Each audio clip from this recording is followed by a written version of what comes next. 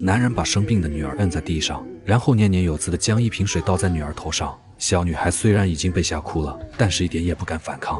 护士们闻声而来，二话不说带走了小女孩。男人跪在一堆空水瓶前，疯子一样不断祈祷。小美头皮发麻，看着这一幕，十分笃定这个男人一定藏着什么不可告人的秘密。原来男人是住在小美楼上的大叔，他每天晚上都会制造噪音，让熬夜创作的小美十分烦躁。忍无可忍的小美决定跟踪大叔，看看他到底在做什么。这天，她偷偷潜进大叔车里，发现了一本奇怪的经书，还有一把染血的匕首。恰巧此时大叔回到了车上，小美只能藏在车座下面，思考着怎么安全逃出去。然而这时她的手机响了起来，大叔听到铃声，发现了她的存在，立马将车停了下来。小美心虚的下了车，被大叔一拳打倒在地。幸好此时有警察路过，这才没让大叔对她造成更多伤害。奇怪的是，大叔并没有为难小美，甚至还亲切地问她住在哪里。저301호요. 아래 집이네. 小美留了个心眼，没有将真实住处告诉大叔。大叔若有所思地看了她一眼，然后就开车离开了。目送大叔离开之后，小美将自己在大叔车上看到的东西告诉了前来接她回家的男友。她怀疑大叔是个杀人凶手，所以车里才会有染血的小刀。为了查明事情的真相，她拜托男友和自己一起调查楼上大叔。他们从信箱里找到大叔的信件，然后把信上的名字和电话记了下来。紧接着，小美根据这些信息上网搜索，发现楼上的房主和收信人不一致。两个人对视一眼，决定到楼上再调查一下。他们在大叔家的门上揭下了一张传单，经过仔细研究，发现这是某个宗教的活动海报。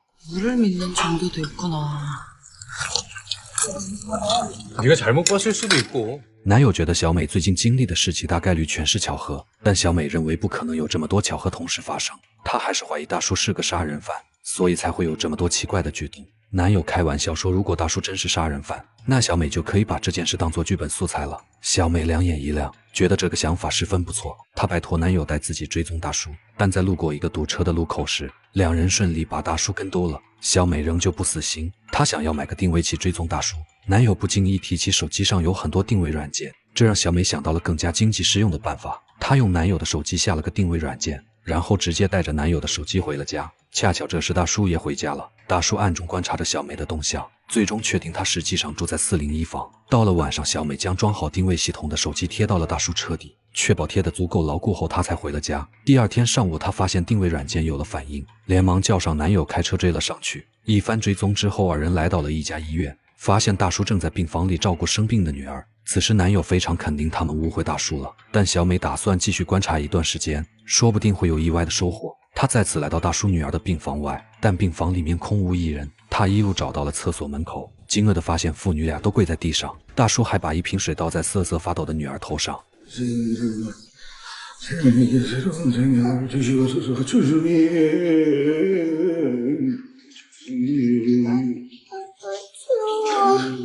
直到护士们发现异常，把孩子抱走，大叔仍旧跪在地上念念有词。小美连忙离开了这里，坐在大厅等到大叔出来后，打了一辆车继续跟踪。她跟着大叔来到了一个奇怪的教堂，发现大叔和很多人坐在一起，看起来像是在祈祷。这时一个女人发现了小美的存在，小美不想打草惊蛇，就说自己走错地方了。她心事重重地回了家。晚上躺在床上时，又听到楼上发出了一阵奇怪的声音。